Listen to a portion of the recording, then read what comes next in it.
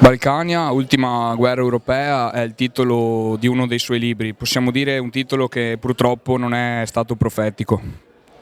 No, sai, in realtà il titolo era Balcania, l'ultima guerra europea ce l'ha aggiunto l'editore e purtroppo è stato un titolo smentito presto dal fatto che mentre usciva scoppiava la guerra in Ucraina, c'era l'invasione russa dell'Ucraina.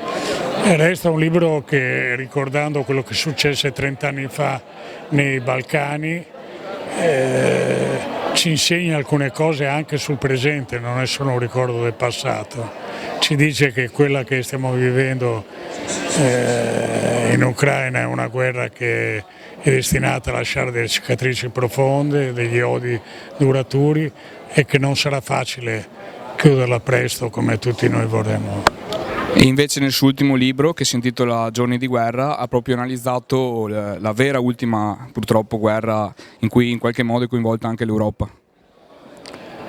Guarda, quello è una specie di diario dei primi giorni di guerra, dove ancora forse coltivavamo l'illusione che sarebbe durata poco.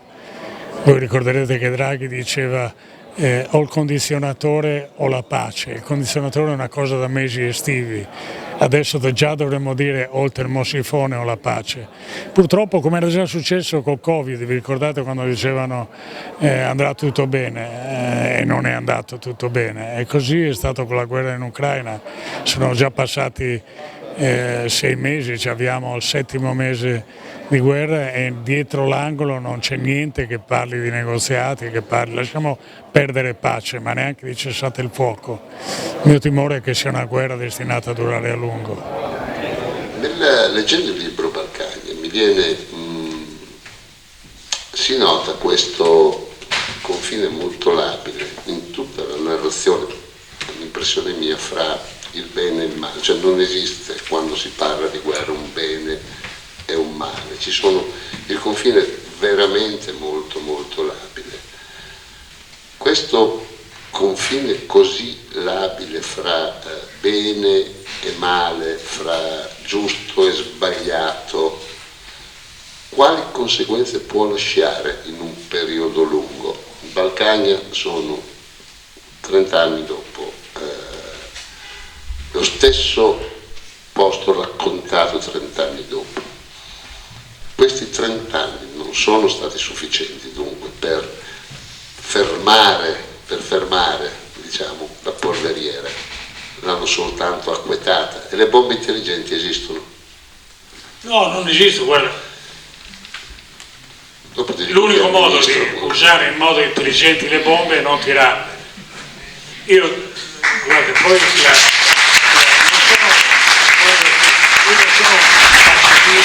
è una guerra tra l'America e la Cina, poi una guerra tra l'America e la Russia, poi una guerra tra l'Ucraina e la Russia, con la Russia che ha invaso l'Ucraina, e poi una guerra tra ucraini che non si riconoscono più in Kiev e ucraini che invece la maggioranza che vogliono tagliare per sempre il cordone ombelicale con Mosca.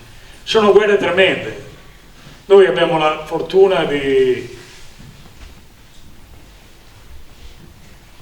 non sapere bene, per noi la pace, come l'hanno vista i nostri genitori, come l'abbiamo vissuta noi, è la fine e l'addio alle armi. I tedeschi, l'ultimo periodo della guerra, sono potenza occupante, no? Dalle mie parti, il Friuli, addirittura avevano annesso, si chiama Adriatische Küstenland. Finisce la guerra, un anno dopo sono turisti. È finita la guerra, può lasciare delle cicatrici, dei risentimenti, delle antipatie, ma è finita.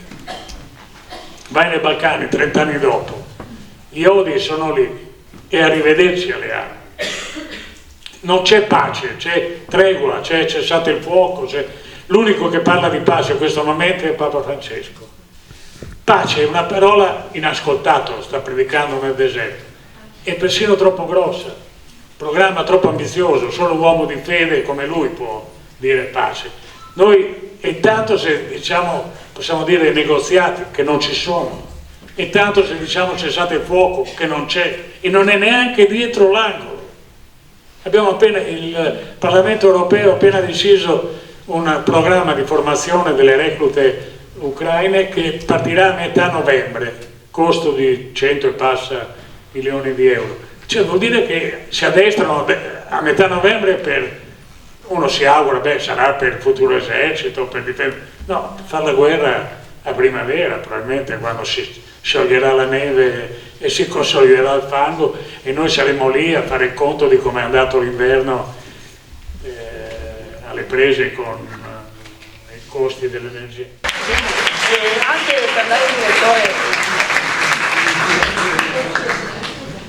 questo è un omaggio insomma, che abbiamo pensato per il direttore e anche per il dottor Capuozzo. Perché questi apriteli adesso, apriteli perché poi Il dottor Capuozzo, questo è per lei. E adesso Patrizia darà una spiegazione.